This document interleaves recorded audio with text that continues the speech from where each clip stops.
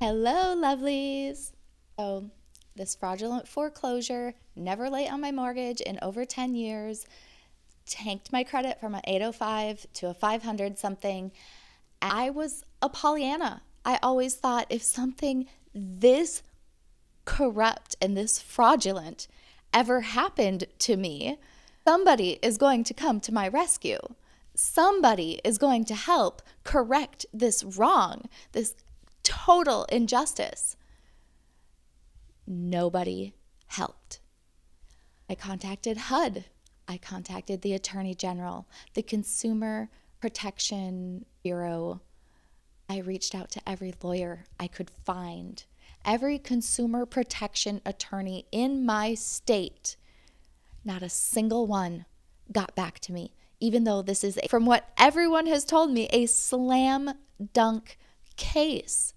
It's not my signature on the contract that they used to put me into foreclosure when I was never late on my mortgage in over 10 years. Seems like a slam dunk case. Why is no lawyer even calling me back? What I found out is that our justice system is a pay to play. Even though these lawyers could potentially make 6 figures off of my case, that's not enough for these tort attorneys. When I look at all of their websites, it's like $10 million class action lawsuit. Like a 6-figure case isn't even anything to them. They want millions. They want 7-figure cases. And you have to beg them to take your case that they'll only make 6 figures. No, I will not beg a lawyer to pay them 6 figures. I refuse. If you're not as passionate about my case as me, I am definitely not bringing you in to potentially earn 6 figures on this case for me. Not happening. I would rather take it on myself than pay a lawyer that I had to beg to help me. Not happening. You cannot pay someone to care as much as you.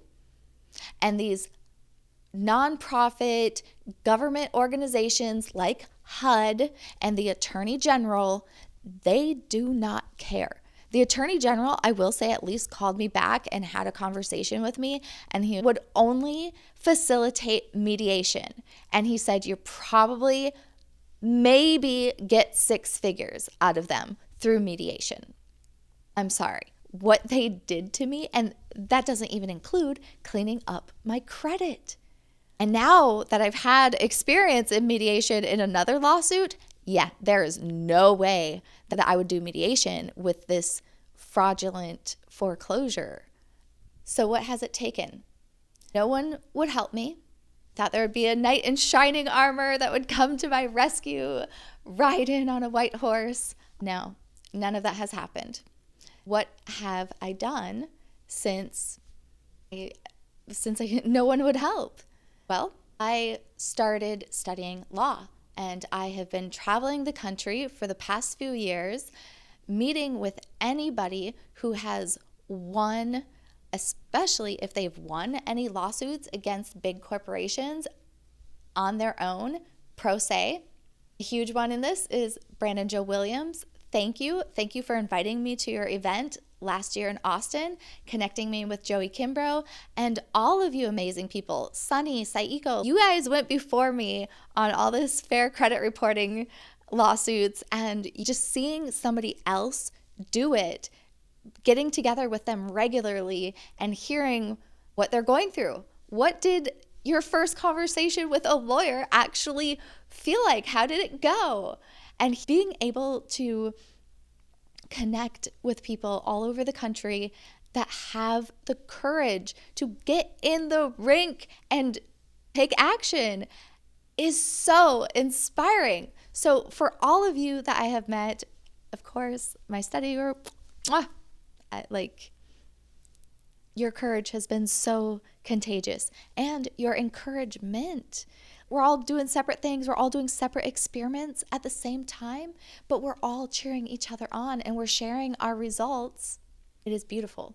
the community that I have found in this niche pro se sector of the population, I just gotta say, I have hung out with some total badasses that are super brave, walk on a little 1-inch piece of fabric 600 feet in the air, people that jump in frozen lakes. I know a lot of badasses. And still, all of you who have ever filed a case pro se, my hat is off to you. And thank you. Thank you for sharing your stories, your experience, because we are all sharpening each other's iron. We are going into uncharted territory, and it's priceless to just share your experience with others, which is exactly why I'm filming this, why I'm filming my experience as I'm going through it, because I just hope that my courage is contagious for others. What all the people around the country that I have met who've given me courage, I hope that it just rubs off of me and onto you, and that you jump in the rink and take action to stand up for yourself if you have been wronged. Doesn't matter the size, doesn't matter how big your Goliath is. Pray that you have the courage to stand up for yourself. Could not have done all of this studying and traveling and all of that. I could not have done that on my own. I have so many amazing friends and family all over the country and the world who have taken me in and encouraged me. They have really given me the permission.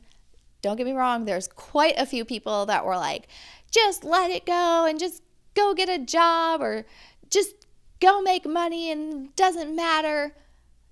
It matters to me. If I just swept this under the rug and just went and made more money, it doesn't matter how much money I made. I wouldn't have learned how to 100% be confident protecting any future money or assets that I acquire.